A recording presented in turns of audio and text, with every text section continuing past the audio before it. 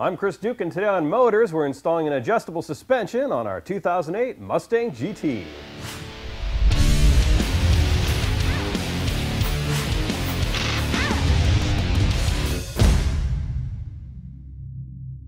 Eibach Springs has been making high-quality suspension products for over 30 years. Originally European-based, the company expanded to the U.S. in the 80s to manufacture products for American high-performance vehicles. Now, we've lowered an S197 Mustang on the show before, but the difference is this kit offers an adjustable ride height, so you can adjust all four corners from 0.8 of an inch to a full 3 inches, allowing you to compensate for varying weight distribution. So today on Motors, I'm going to show you how to install Eibach's Pro Street S Performance Handling Kit on our 2008 Mustang GT. The tools you're going to need from the Sears Blue Tool crew include some spring compressors, various wrenches, ratchets, extensions, and sockets, as well as a Torx T40 bit, a breaker bar, some channel lock pliers, a pry tool, some work gloves, and safety goggles, a torque wrench, and various Allen head wrenches, and if you've got air tools, well, it'll certainly make things a lot faster and easier.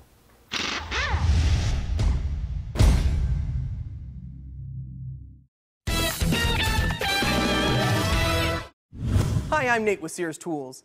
Let me tell you about the Blue Tool crew. We know tools. With over 400 national brands and over 30,000 products, we can help you find the tools you need. Shop with us at your local store, online at sears.com/tools, or with the latest Sears Tools catalog. Check us out on Facebook, Twitter, or YouTube. And if you have any questions, give us a call at 877-4BLUE-CREW.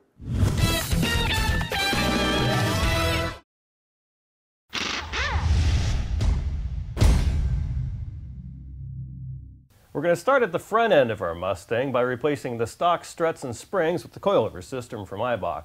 But before you get started, make sure it's on the ground, and you want to measure on all four wheels the amount of distance between the center of the hub up to the fender lip. We're at about 17¼ there. Now you want to write those numbers down and keep them handy for reference later when it's time to adjust your ride height. Now let's jack the front end of our Mustang up and get these wheels off.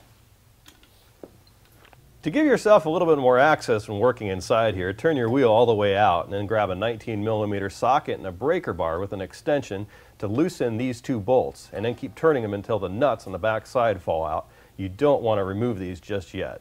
Then take an 18mm and an 8mm wrench and remove the sway bar end link, and then this 10mm bolt to remove this brake line bracket. And finally, on the back side, approximately here, is a tree clip. Just use a pry tool like this one to pop it off. On the top of your strut tower inside your engine compartment are 4 of these 13mm nuts. You want to completely remove 2 of them, but just loosen the other 2 for now. Now before you can remove the strut, you need to relieve some pressure that's on it. So put a floor jack underneath that control arm and lift it up just a little bit. Then remove your sway bar end link. And now you can remove the 2 19mm bolts so that you can swing the spindle away from the strut. You want to start with the lower bolt first and then the top one. It helps to wiggle the rotor a little bit while you're removing them. And once you've got both of these out, you can have a buddy go back up top side to remove those remaining 2 13mm bolts so you can remove the strut.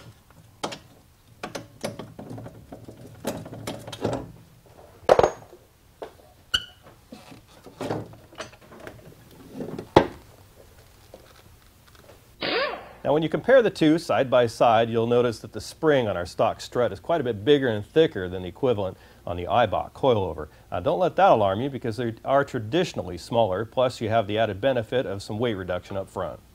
We need to remove this top plate from our stock strut assembly so that we can reuse it later. To get that off, we first have to compress our springs using spring compressors.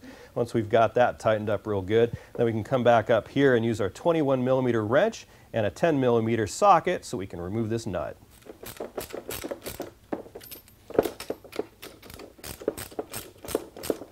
Now if you get tired of wrenching, you can bust out your air tools such as our Craftsman 1/2-inch air impact wrench.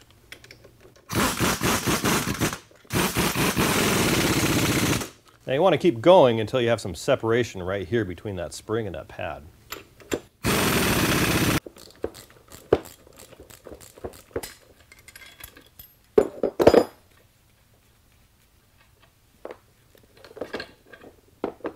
To make it easier to put the bearing plate on with a provided nut, take a 2mm Allen wrench and loosen this lock screw so that you can turn this collar all the way down. That'll give you enough space to assemble everything. Line up the bearing plate with the top of the spring just like that, and then install the provided 7/8 nut.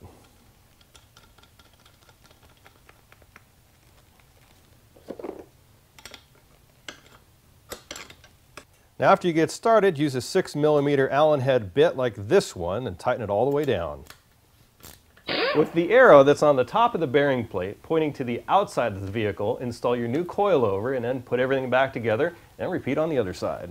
Now that we've got our front coilovers installed and look pretty darn good, we've got to get to our sway bar before we get to our rear end.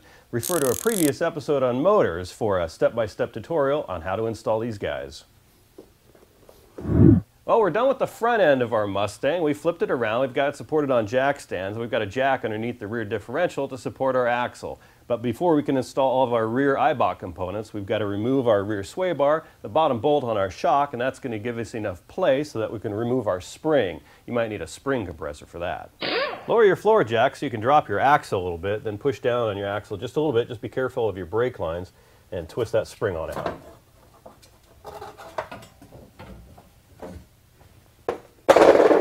Install your new spring with the new adjustment collar. Use a Torx T40 bit to remove these two Torx screws that are holding this bump stop bracket onto the axle.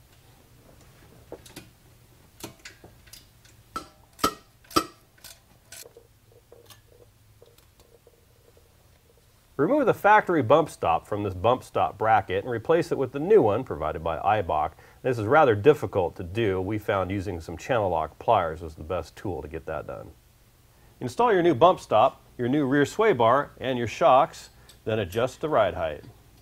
To install your new Eibach shocks in the rear of the vehicle, you're going to need a 15mm wrench to remove the bolt on the bottom as well as the nut on the top. But you're also going to need a 6mm wrench to hold the shock shaft in place so you can get that nut off.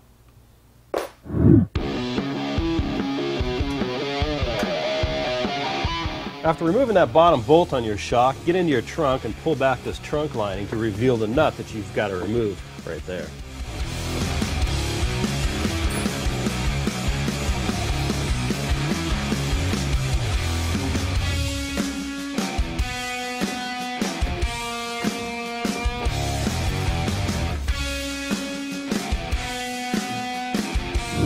Grease your sway bars at these Zerk fittings. There's 2 in the back and 2 in the front. Then we can move on to our adjustments.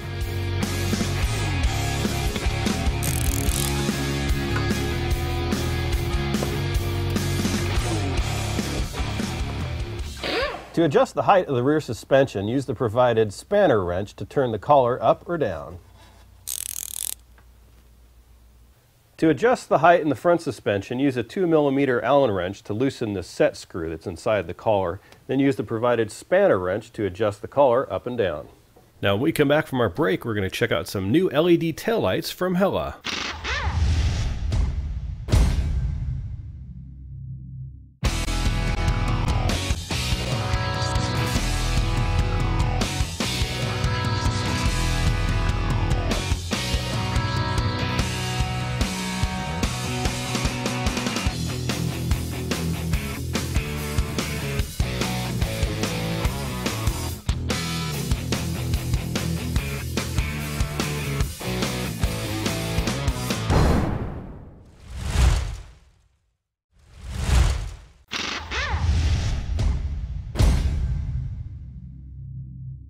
One of the easiest ways to improve the appearance of your truck or SUV is by installing aftermarket taillights. Now, there's a ton of different options out there, but one of the brightest are these LED taillights from Hella. They're easy to install, they look fantastic, and they also improve the safety of your vehicle because those LEDs are brighter and they illuminate faster than a traditional bulb. Plus, LEDs last a really long time, which means less maintenance for you. Now let's get started by installing one of these on one of our project vehicles. We're going to start by installing our Hella LED taillights on our 2008 Toyota Tundra pickup truck. Now this is super easy, it just takes a couple of minutes. The only tools that you're going to need are a Torx T30 driver, a plastic pry tool, and some painter's tape. Now we're going to start by taking our painter's tape and masking off some of the paint on the side of the light. We're going to be using our pry tool. Take your Torx T30 driver and remove these 2 screws. You've got one on the bottom and one up here on the top.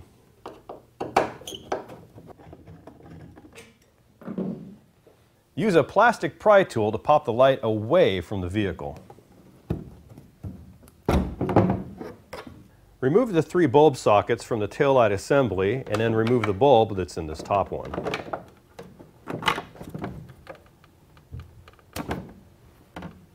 Since our new turn signal lens is red, we're actually going to swap out the amber bulb with the clear one we removed earlier.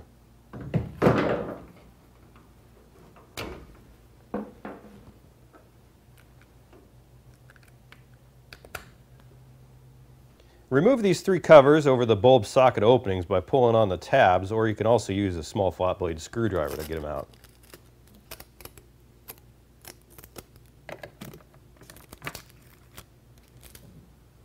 Install the bulb sockets into your new lens.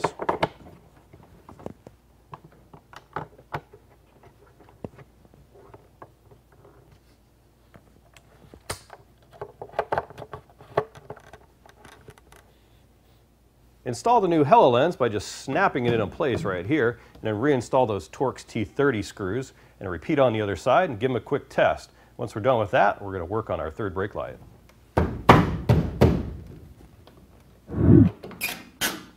Yeah, that ought to do it. The tools you're going to need from the Sears Blue Tool crew for replacing a third brake light on a Toyota Tundra include some pry tools, a small ratchet, a 10mm deep socket, and a small flat blade screwdriver. Replacing the third brake light on a Toyota Tundra is hard, and the reason is because there's a couple nuts behind the headliner up here that you have to get to pop that light out. So first start by removing this plastic coat hook, the scuff plate, and the weather stripping that goes around the door. Now once you've done that, behind this cover is a 10mm bolt. You need to remove that so you can pull this trim panel away, give you some wiggle room for your headliner. Just be careful because there's some plastic tree clips behind there. You don't want to damage them or lose them. So at this point you should have enough room to get your hand up in there with your 10mm socket to remove those 2 nuts. After removing the 2 nuts above the headliner on the interior of the vehicle, remove these 4 screws that are holding this lens on. It pops off just like that. Then using a small flat blade screwdriver, lift up on this center tab to remove the entire light housing and then disconnect all these electrical connections. As you can see, the Hella LED third brake light on the top looks very similar to the OEM one, except it's got the LEDs in the middle. Even on the back side, it's got that single wiring harness connection. So all you have to do is just plug it in, reinstall it, and put those nuts back on the back side.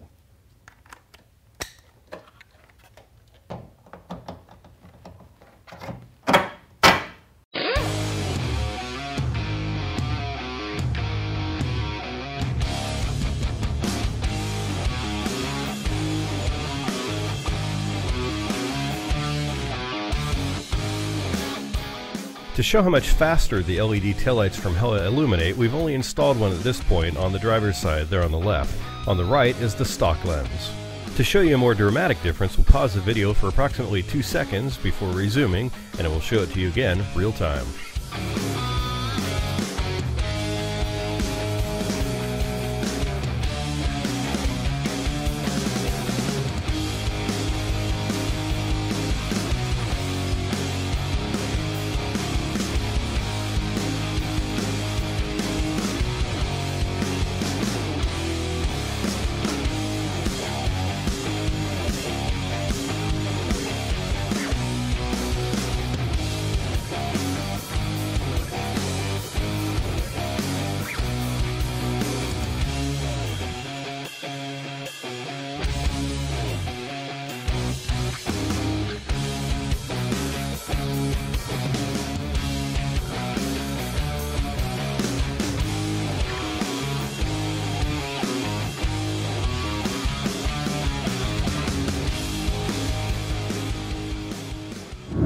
The installation of our Hella LED taillights on our 2009 Chevy Silverado is very similar to our Tundra. The tools are a little bit different. We've still got our painter's tape, our plastic pry tool, but this time we're going to use a Phillips head screwdriver. So let's take our tape and mask off our paint where we're going to use the pry tool.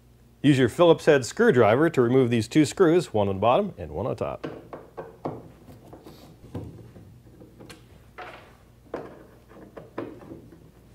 With a twisting motion, use your pry tool to push the taillight towards the rear of the vehicle.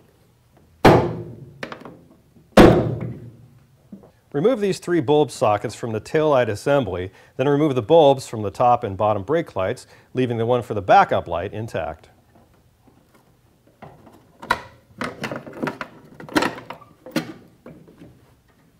Remove these 3 protective covers from the bulb openings by pulling on the tab or using a small screwdriver.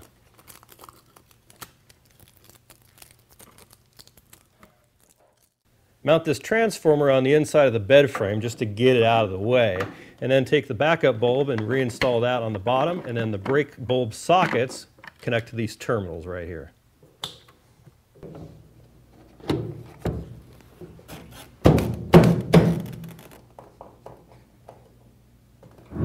Now, swapping out this third brake light couldn't be easier. There's 2 screws right here that you got to remove and a wiring harness that just goes right into there.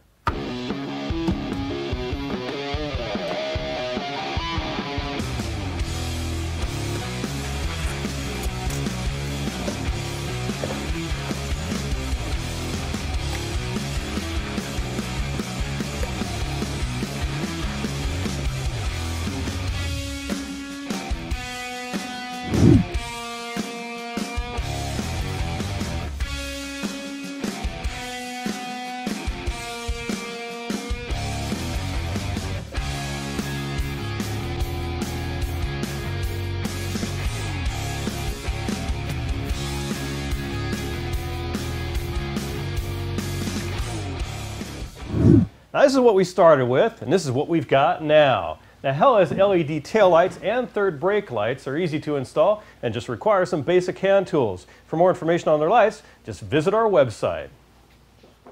Parts is brought to you by the Sears Blue Tool crew. Whether you need to sharpen your screwdrivers or grind anything else from plastics to metals, no workbench should be without a bench grinder. Now, when shopping for one, look for one that has a large grinding surface, variable speed control, and has guards to protect yourself from flying debris.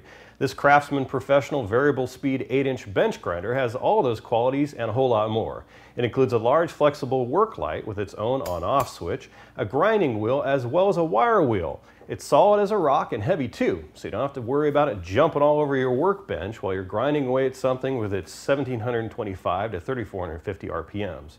And once you're done, you can cool your parts in the provided water cooling tray.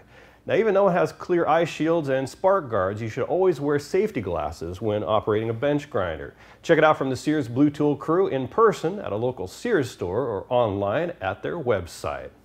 Man, these are dirty. Now, after you jack your vehicle high up into the air, there's only 2 things that are going to keep it there. First, it's where you place those jack stands. Now, if you've done that correctly, the only other thing that's fighting gravity are your jack stands. You want to look for stands that exceed the weight of your vehicle and from a company that you can trust to keep your vehicle from crashing down on you. Now, these Craftsman Professional jack stands are rated at a capacity of 8,000 pounds. That's 4 tons when used as a pair. They're extremely sturdy, made from welded steel, and give you the stability you need with quite a wide stance for a jack stand this size. Adjusting them to the right height is just as easy as lowering them back down to get them back out of the way. They won't accidentally disengage either with their secure locking device. They resist rust and corrosion and can be adjusted from 12 inches all the way to just over 17 inches. Take a look at them in person at your local Sears store with the help of someone from the Sears Blue Tool crew or online at their website. Letters, brought to you by E3 Spark Plugs, born to burn. Hey y'all, I wanted to remind you to check us out at facebook.com/motorstv and also follow us at twitter.com/motors. Now, our first letter comes from Tim, who writes, "Hey, I love the show. I've learned a lot. I was wondering if you do any motor rebuilds, and if so, when are you going to do one?" Well, Tim, this big old engine sitting next to me is a Chevy 350 small block that we pulled out of a 1975 Chevy pickup just a few days ago. Now, the reason why we have this here is because coming up here on Season 5, we're dedicating a whole bunch of episodes to rebuilding this thing from the inside all the way out. We're going to break it down, show you how the engine works, and replace parts, rebuild it, do anything we can to bring it back to life. So be sure to check out Season 5 when we bring this thing back to life on the show. Now, Michael Evanich writes, "Chris, I love the show." Thanks, Michael. I'm looking for a car scanner to check codes when the engine light comes on. Any recommendations? I hate to keep running to the local auto parts store every time a check engine light comes on. Well, Michael, I don't blame you. Now, we've actually talked about this on the show before. It's the Innova 3160. It'll show you what all those codes mean, and it'll also do ABS codes as well. So check this out at your local Sears store or online, and all you have to do is just hook it up to your OBD2 port and save you a lot of trips to your local auto parts store. Now here's perhaps one of the strangest letters that we've received to date from Joe Thompson, who writes, "Me and my friends like your show a lot. Is it possible to donate anything? We'd like to help out because all the shows on TV suck and Motors is the best. I wish you guys were on the power block." Well, thanks, Joe. I appreciate your sentiments. And none of those shows suck, man. They all work hard. And I watch just about every single one of them as often as I can because there's so much information out there and those guys do a great job. But I appreciate your comments and where you want to see this show being aired. I hear you, man.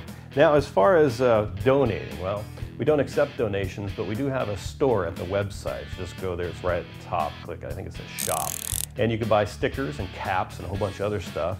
That helps promote the show more than you know. The other thing you could do is post a link to the website in your signature when you post to the forums, or just let your friends and family know. The biggest thing you could do, though, is just word of mouth.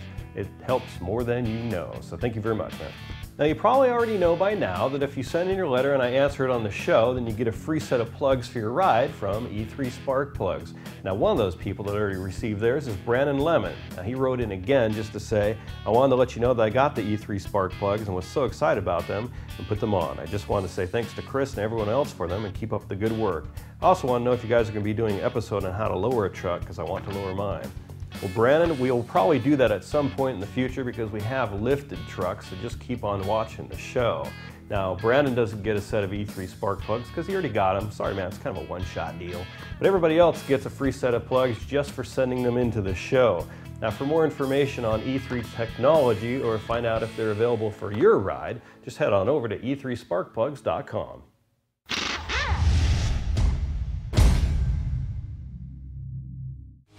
Check out the Motors TV website to watch all of your favorite episodes and more, and talk with other viewers online in our popular forums area. Catch the latest news and information surrounding the show, as well as the entire automotive industry. Take Motors with you on the road with our free app available for the iPhone and iPod Touch, and win free parts by entering in our monthly giveaway. It's all right here at www.motors.tv.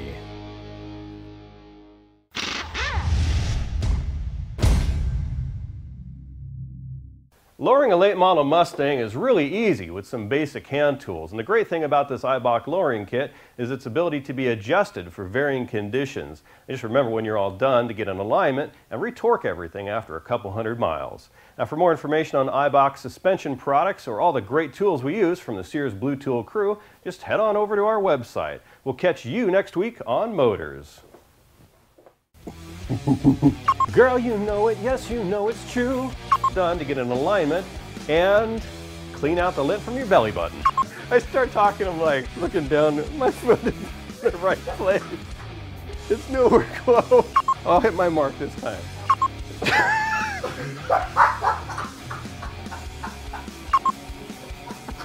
I was gonna get away with it too. He's like, yeah, it looks, no, you don't want